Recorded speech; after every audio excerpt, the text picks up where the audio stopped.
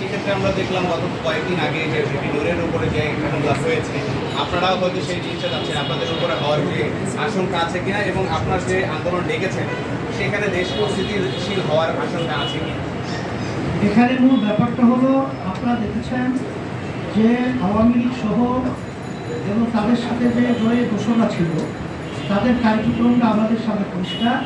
3 নির্বাচন আমাদের বাংলাদেশের মানুষ ভোট দিতে পারে নাই এবং এখানে রাতের ভোট দিনে 82-র উপরে বিনা প্রতিদ্বন্দ্বিতায় এমপি নির্বাচিত হওয়া, এদের সহযোগিতায় যারা ছিল এবং হাজার হাজার মায়ের উপর যারা খালি করেছিল, দেশের টাকা যারা বিদেশে পাচার করেছিল, তাদের নৈতিকভাবে রাজনীতি করার প্রক্রিয়া থাকতে পারে না, বিচার যতক্ষণ পর্যন্ত অপরাধের না হবে।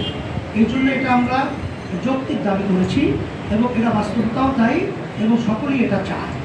এখানে নূরের উপরে যে হামলা হয়েছে সেটা আপনারা দেখেছেন যে আমরাই প্রতিবাদ করেছি, সমস্ত রাজনৈতিক দল প্রতিবাদ করেছে, কিন্তু এখন পর্যন্ত দৃশ্যমান তার বাস্তবতা আমরা বর্তমান সরকারের থেকে আমরা দেখি নাই কঠিন কোনো পদক্ষেপ নেওয়ার জন্য। এটা আমরা যদি মর্মহত, এর জন্যই তো আমরা ভয় করছি যে সামনে যদি এই পদ্ধতিতেই বা এই পরিবেশে নির্বাচন হয় তাহলে আমাদের জানমালের নিরাপত্তা সেখানে থাকবে না। এটাই বাস্তবতার জন্য এটা আমরা ব্যবহার করছি। আর বর্তমান অন্তর্বর্তীকালীন সরকার, তার প্রধান তিনি কিন্তু আমাদের জাতির সামনে কমিটমেন্ট করেছেন যে তার 3টা তাদের মৌলিক কাজ, একটা সংস্কার এবং বিচার, তারপরে নির্বাচন। কিন্তু দৃশ্যমান আমরা রাষ্ট্রীয় সংস্কার দেখি নেই, এখানে দৃশ্যমান বিচার আমরা দেখি নাই, কিন্তু জাতীয় নির্বাচনের ব্যাপারে সে কিন্তু আগেই ঘোষণা দিয়ে বসলো। এটা কেন, কী কারণে, এটা আমাদের বোধগম্য নয়। এটা এর জন্য আমরা দুঃখিত এবং আমরা মর্মাহত।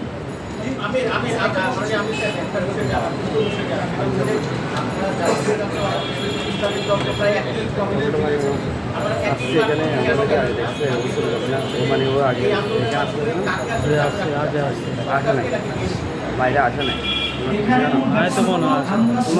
আমাদের স্টেজে আমাদের দলীয় ফোরামে আমরা নিয়ম অনুযায়ী এই যে বিষয়গুলো আজকে আমরা উল্লেখ করেছি, এটা অন্যান্য রাজনৈতিক দলের সাথে আমাদের আলোচনা হয়েছে, তারাও এর সাথে ঐক্যমত পোষণ করেছে।